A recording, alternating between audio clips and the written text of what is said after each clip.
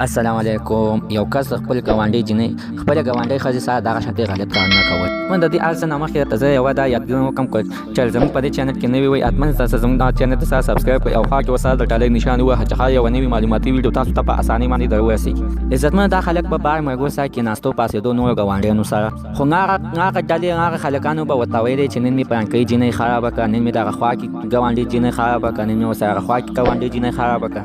نو دې خلک به چې د شپې کټ کې سملاستو، یعنې ما خو اوسه پورې د جنۍ اډو ونه کتله چې د جنۍ لا څنګه نمونه وي.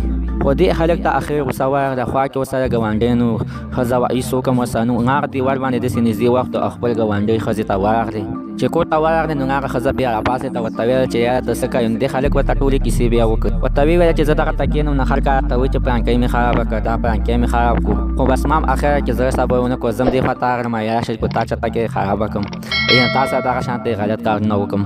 خو دا ښځه ډېره زیاته سخته شریفه وه، ورته ویې ویلې چې د دې هلکانو خبرې هېڅکله مه منه، ولې چې دا ټول دروغ وایي، دا د خلکو مستقبل خرابوي. خو دې هلک چې دغه خبرې د دې ښځې ټولې واورېدې نو سوچ یې پرې وکړو چې یعنې بالکل صحیح خبره دا ښځه ماته کوي چې یعنې دا کسان ټول دروغجن دي. ته ورته بیا نو دغه ښځه ورته په جواب کې ته نه بیا یوه داسې تپوس وکړه چې ته موږ ته څه ثبوت وښایه چې تا څنګه دې ښځې سره غلط کار وکړو.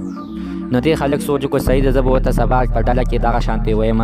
نو دا خلک واپس خپل کور ته راغلي او په کټ کې سملاستو، او چې سبا شو نو دغه خپلو ملګرو نه یې تپوس وکړو. نو دا چې د خپلو ملګرو ته ورغلې او ورته ویې ویلې تاسو ما ته څه ثبوت وښایه چې دغه تاسو د ګاونډیانو ښځو سره دغه شانتې غلط کار کړی دی. نو هغه خلکانو ورته ویلې ولې تا ته موږ وښایه چې دې خلکو ته ووایې.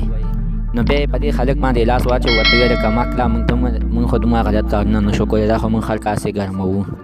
نو دې خلک ورته ویلې چې زه خو بېګا دغه شانتې د چا کور ته اوښتې یم. خو هغه ښځې راته ویلې چې د چا خبرو باندې غوږ موږ ته ولې چې دا خلک ستا دوکه کوي.